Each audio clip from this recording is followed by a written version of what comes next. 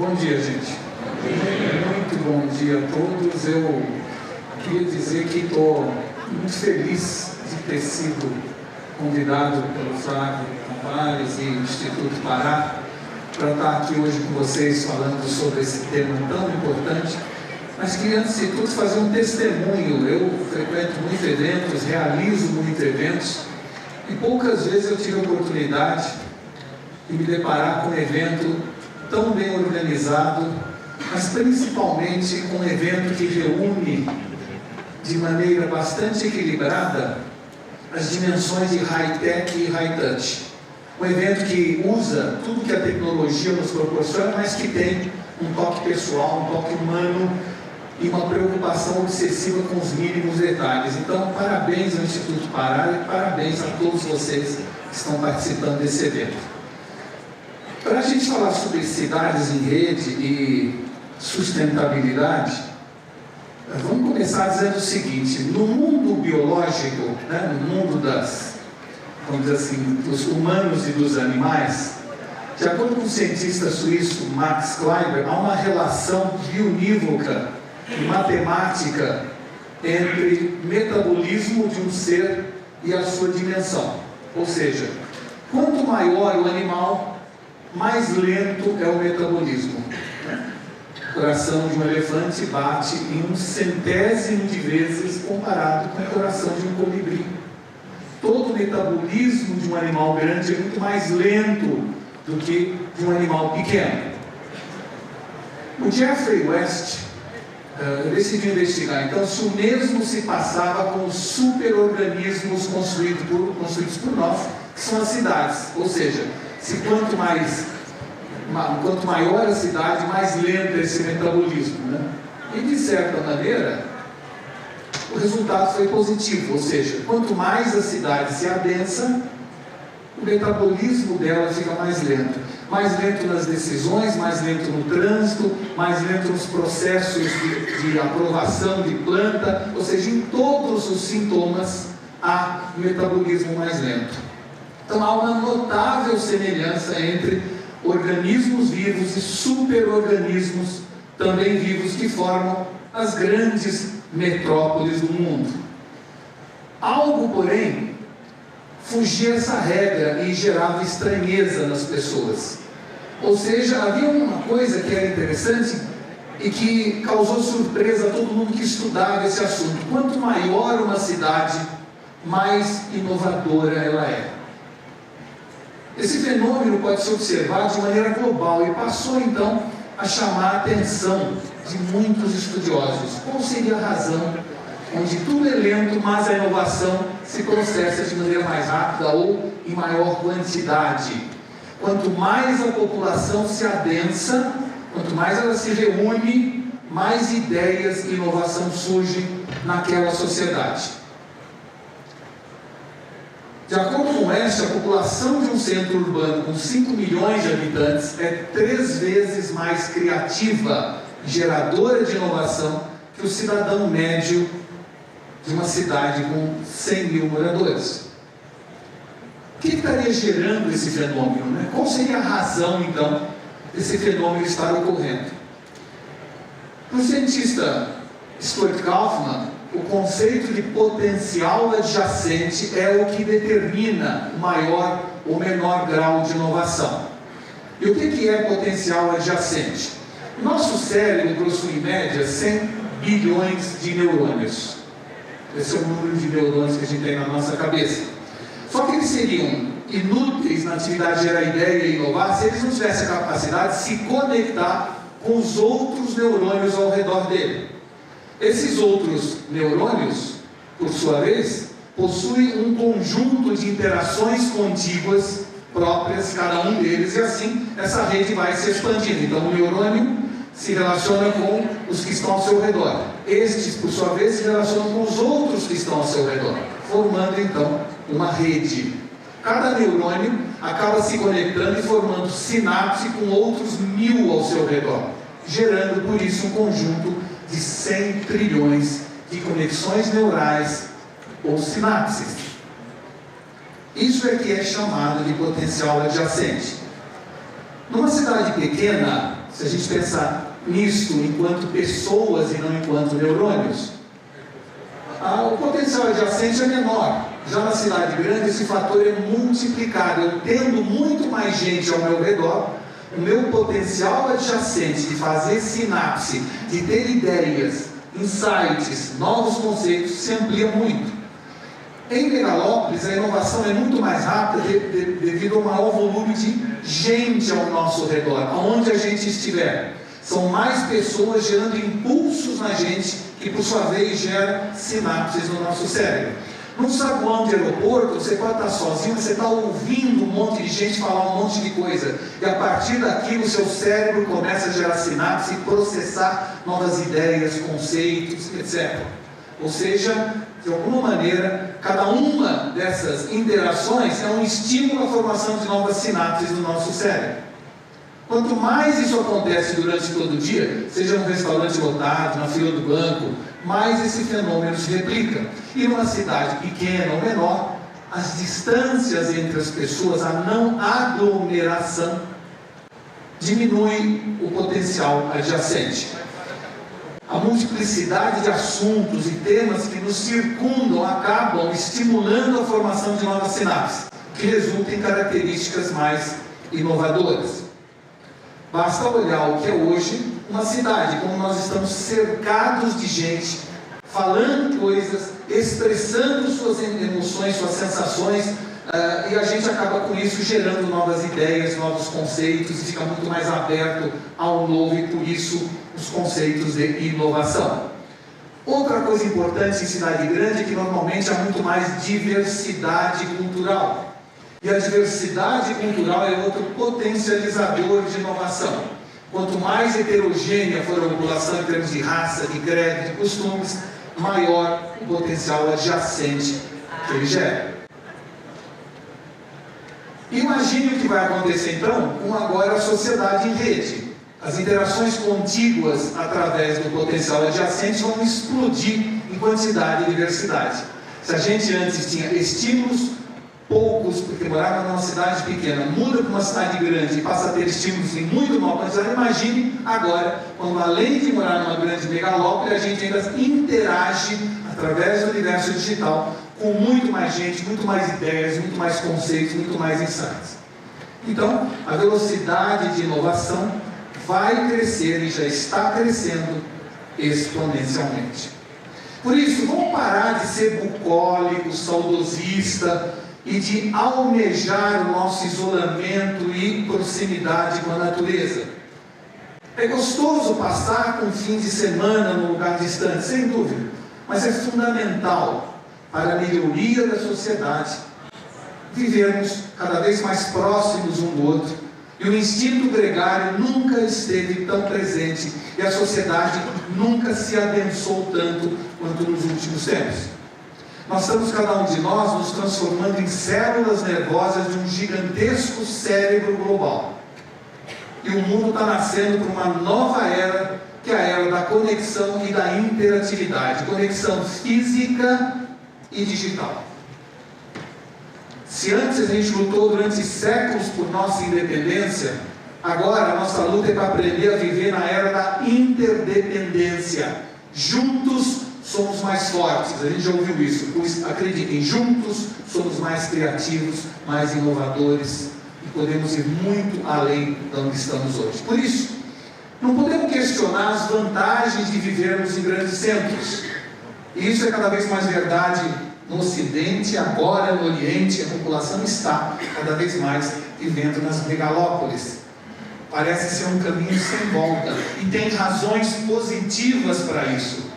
A questão é como se movimentar nesses grandes centros. A questão é como viver com qualidade de vida com o adensamento da população. Em 2030, de acordo com a McKinsey, 60% da população vai estar vivendo em megalópolis. E nós temos que olhar lá para frente e entender o que isso significa. E o trânsito é, na verdade, o sistema circulatório desse grande organismo chamado megalópole. E quando esse sistema circulatório está com problema, todo o resto desse corpo vivo passa a sofrer algum tipo de colapso ou redução de eficiência. Então, se por um lado estamos nos adensando, aglomerando por razões positivas, por outro precisamos ter a responsabilidade de resolver o problema circulatório desse corpo. Precisamos resolver, não é o problema do trânsito, e sim das pessoas que vivem nas grandes cidades. O trânsito é apenas uma manifestação mais evidente da endemia que ataca essas metrópoles, da lentidão do seu metabolismo. E acreditem, a infraestrutura viária das nossas grandes cidades, na sua grande maioria, está aquém das nossas necessidades atuais, mas pode estar além das necessidades futuras. Nós temos que pensar até que ponto nós precisamos de mais estrada, mais rua, mais estacionamento. Por isso, não é apenas com mais vias de transporte público que os problemas de mobilidade serão resolvidos. Fica claro que tem um problema ulterior a resolver o problema através da construção de mais vias, ou alargando avenidas, ou construindo pontes, viadutos, ou mesmo incentivando o transporte público. Um bom exemplo de uma forma de ver diferente esse problema é a rigidez de horários de entrada e saída do trabalho. Por que quase a totalidade das empresas começa a trabalhar entre 7 e 9 da manhã e encerram entre 17 e 19 horas? Por que isso acontece? Por que a gente fez a sociedade agir assim? Por que todo mundo opera de segunda a sexta-feira? Porque ainda é um conceito que nós estamos trazendo da época da Revolução Industrial, quando as linhas de produção obrigavam todo mundo a estar junto no mesmo horário, no mesmo local. Aonde a não presença de alguém naquele horário, naquele local, parava a linha de produção. Tem lógica ter um trânsito caótico com 10 milhões de pessoas indo e vindo na mesma hora para casa? Faz sentido a gente continuar pensando dessa forma, e aí cada vez mais colocando um semáforo adicional numa esquina. E os ônibus e metrôs superlotados apenas por algumas horas, né? Como hoje a gente vê nos horários de pico, um montão de ônibus cheios e de repente vazios, batendo lata o resto do dia. E toda a infraestrutura de ônibus é calculada para o pico, com gastos adicionais desnecessários. E o que dizer de todos os edifícios comerciais da cidade que ficam inativos e vazios durante mais da metade das 24 horas do dia? Inutilizados, vazios, mortos. E faz sentido ter todos os restaurantes lotados das 12 às 14 horas e depois vazio durante 4 ou 5 horas até o horário da janta? Porque todo mundo almoça na mesma hora. A agência de propaganda devia operar das 11 às 21 horas. Aliás, é normalmente o que eles querem fazer, né? Escritório de contabilidade deveriam trabalhar das 7 às 17. E o almoço iria, provavelmente, das 10h30, 11 horas até as 4 da tarde nos restaurantes. E nós teríamos então um espraiamento da população. E apenas aqui eu estou dando 2 exemplos. Bancos poderiam operar aos sábados e fechar às sextas-feiras. Férias escolares deveriam ser escalonadas. Num país que é verão 6 ou 8 meses do ano, por que não ter férias em janeiro, um grupo de escolas, fevereiro outro, março outro, abril outra? Por que a gente não pensa assim? Isso evitaria resorts lotados, com lotações lotadas apenas 3 meses por ano. E aí todo mundo se matando para conseguir um local nessas férias. Rodízio, então, não é apenas de carne, de automóveis, né? Ou rodízio de pneus. A gente tem que pensar em rodízio de gente e de suas atividades. E isso sim permitirá uma solução melhor para o problema circulatório das grandes cidades. Pessoas estão já fazendo individualmente, com sacrifícios, sacrifícios, até na sua carreira, para fugir do trânsito. mas as autoridades estão longe de ordenar, coordenar ou liderar esse esforço com novas regras e novos incentivos. Pelo contrário, penaliza as empresas com custos adicionais para quem tem funcionários trabalhando após as 22 horas. Considera salário insalubridade para as mulheres que têm que trabalhar fora dos horários estabelecidos pela Revolução Industrial. Um evento sobre mobilidade não é um encontro apenas sobre a via da indústria do transporte. E também não é nem sobre a nova avenida da economia digital. É exatamente um evento sobre o encontro desses dois universos. De certa maneira, nós estamos numa esquina hoje. E é nessa esquina dessa história que a gente se encontra hoje. E vai exigir de todos nós uma análise profunda, séria, responsável e isenta dos próximos quilômetros à nossa frente. E por quê? Porque o mundo não muda de verdade quando a sociedade adota novas ferramentas, e sim quando ela adota novos comportamentos. É isso que efetivamente muda a sociedade. A indústria automobilística está avançando rápido nessa integração entre presente e futuro, agregando uma enorme quantidade de novas empresas, novos negócios, novos gadgets, novos devices, que permitem cada vez mais a gente se utilizar de armas digitais que nos ajudem em melhorar o trânsito. Com a chegada das armas digitais, uma nova e real chance de melhoria efetiva parece disponível. De certa maneira, vamos entender que o Waze e o Uber sozinhos fizeram mais pela mobilidade dos grandes centros que todos os departamentos de trânsito reunidos até hoje. Essa é a realidade. E vem muito mais por aí. Quem sobe aqui nas áreas de startup vai ver o volume que existe já disponível e em implantação de novos gadgets, devices, aplicativos para nos ajudar nisso. Só que mais que armas digitais que nos conectam a serviço de transporte, ajudam a previsão de caminho alternativo, nós estamos adquirindo uma alma digital. Ou seja, o que é alma digital? Significa entender a mobilidade muito além do transporte. Exemplos: sistemas colaborativos e generativos de logística, ferramentas de integração intermodal, semáforos inteligentes geridos por algoritmos. Nós podíamos ter internet das coisas gerando big data de uso social. Podíamos ter infraestrutura descentralizada de recarga elétrica. Poderíamos ter serviços compartilhados de cargas e pessoas. Eu poderia fazer uma lista infinita de ideias ou projetos que iriam muito mais além, no aspecto de não apenas utilizarmos armas digitais, mas adotarmos uma alma digital na organização social. Só uma abordagem gestáltica integrada pode nos levar à solução dos desafios de mobilidade. A tecnologia permite hoje que a gente trabalhe remotamente, que se estude à distância, se faça compra sem sair de casa. Ou seja, nós estamos na era da mobilidade e da conectividade. E há uma relação bionívoca entre esses dois conceitos. E através de incentivos, jamais punição, nós precisamos colaborar na mobilidade efetiva dos nossos cidadãos. E há uma tendência suicida das autoridades para os aspectos punitivos e jamais de incentivo.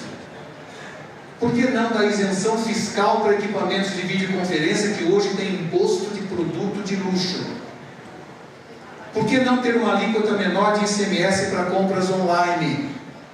Por que não ter uma redução de IPTU para quem mora a menos de 3 quilômetros do trabalho? Por que não incentivar e não penalizar ou castigar?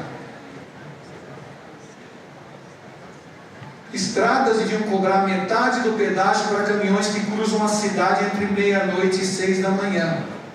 O que custa isso? Aeroportos hoje cobram mais caro por um avião que desça de madrugada, quando na verdade devia incentivar, porque todos os aviões que vão para Nova York saem entre 9 da noite e meia-noite. E depois a gente fica na loja da Apple em Nova York até as 4 da tarde para poder entrar no hotel. Chegam todas às 5, 6 da manhã juntos. Por quê? Porque teoricamente é legal você ter durante a noite toda a infraestrutura aeroportuária parada, com raríssimos voos saindo à noite. E eu pego uma marginal lotada às 7 da noite para conseguir voar às 9 da noite. Tem gente ainda que acha que a única solução é ampliar a oferta de transporte público. E há uma obsessão dos governantes na busca de criar mais obras viárias ou sistemas de transporte coletivo para resolver o problema. É importante o transporte coletivo? Muito importante. Vai resolver o problema? Tenho dúvidas. Que o jeito é restringir os automóveis. E quanta coisa já se fez nesse sentido. Restringir os automóveis como inimigo público número 1. Então, quem me explica o trânsito caótico de Londres, onde eu estive na semana retrasada, e onde eles cobram pedágio para o carro entrar no centro, e dentro do centro você não anda de carro, de tanto carro. E numa cidade que tem a melhor rede de metrô do mundo, não há rede de metrô melhor, mais eficiente, mais limpa do que o metrô de Londres. Nós não temos acho que 1/20 da extensão do metrô de Londres. E achamos que na hora que a gente tiver o nosso metrô, os problemas de trânsito estarão resolvidos. Não estarão. E quem entende o congestionamento de Nova York com o metrô à vontade e o estacionamento custando $60 por dia? E está lotada Nova York de carro. Estudos de comportamento revelam que as novas gerações estão perdendo a vontade de dirigir, que hoje, quando fazem 18 anos, não querem tirar a carteira de motorista, né? E tem gente que acha que isso é positivo, no sentido de que com isso teremos menos gente andando. Não. 300 mil Ubers estão empacotando o nosso trânsito pior do que os carros que antes estavam na garagem. É claro que o Uber é algo positivo, mas é muito maior do que o Uber a solução desses problemas. As pesquisas recentes indicam que eles preferem o transporte compartilhado apenas para não se afastar dos celulares e das redes sociais. Mas na verdade, está se criando uma crescente inapetência pelo automóvel que pode se espalhar por toda a sociedade. Por quê? Porque a gente está penalizando as pessoas que têm carro, transformando essas pessoas em inimigos da cidade. Dirigir sempre foi e pode continuar sendo uma fonte de prazer, de autonomia e liberdade. Mas a gestão repressiva da cidade está acabando com essa sensação positiva. O trânsito está caótico e buracos por toda parte, né? E a gente em São Paulo sabe bem o que é isso.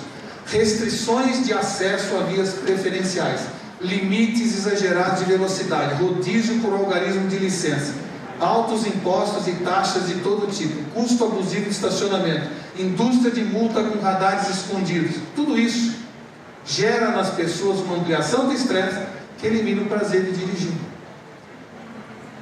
E se a gente fizesse algumas das coisas que nós falamos antes, que é mudar os hábitos das pessoas, o horário de entrada e saída, o jeito de se organizar na sociedade, nós podemos continuar usando os automóveis, que aparentemente todo mundo quer, gosta, sem tudo isso. Então isso tem que parar já. Não podemos continuar aceitando a escolha do automóvel como um inimigo público número 1. Conscientizar a população sobre as vantagens do transporte público não se faz através da repressão e da punição, e sim do incentivo e qualidade do serviço ofertado. Essas duas fotos são reais, realmente. Vejam o volume de carros que está na estrada versus um ônibus carregando esse mesmo número de pessoas. É verdade, mas vamos incentivar e não punir. Punir não é o caminho para se mover corações e mentes. O transporte individual pode e deve ser encarado como alternativa válida e positiva numa visão futura da mobilidade multiplataforma. A indústria automobilística no Brasil é responsável por um quinhão muito grande da geração de impostos e da geração de empregos.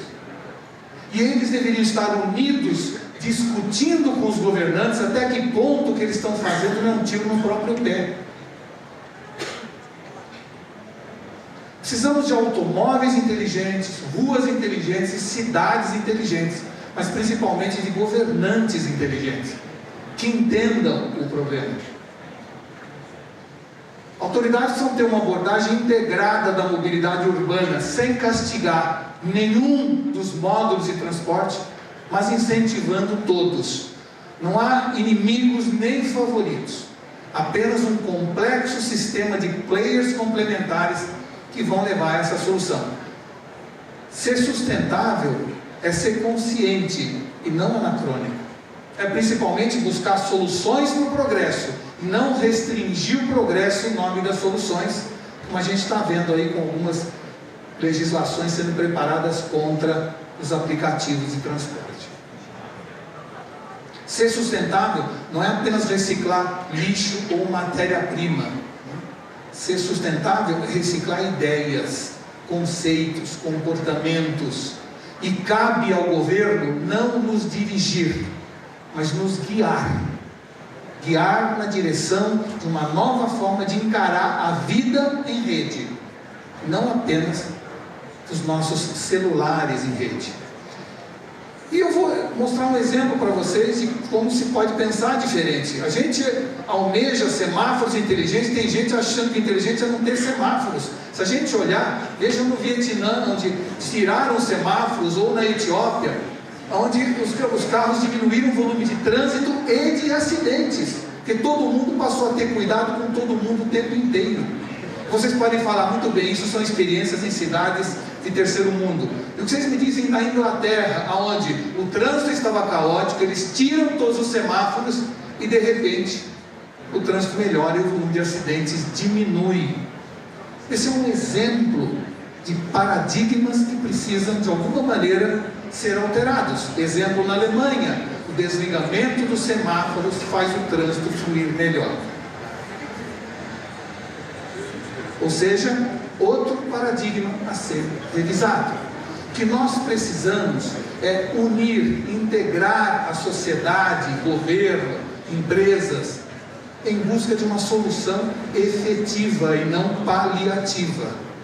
O conceito de mobilidade deve ser entendido como uma combinação de política de transporte, circulação e planejamento direcionado a promover o acesso amplo e democrático ao espaço urbano. E tudo isso impulsionado por uma tecnologia disruptiva que está aí, cada vez mais disponível e acessível.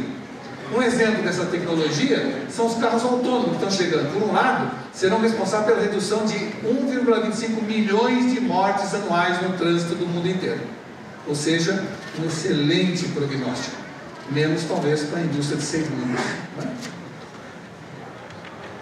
Por outro lado, vamos colocar em risco só no Brasil 6 milhões de empregos que vão precisar ser remanejados para outras atividades. Um grande potencial problema que nós precisamos encarar de frente. Precisamos entender o que isso significa.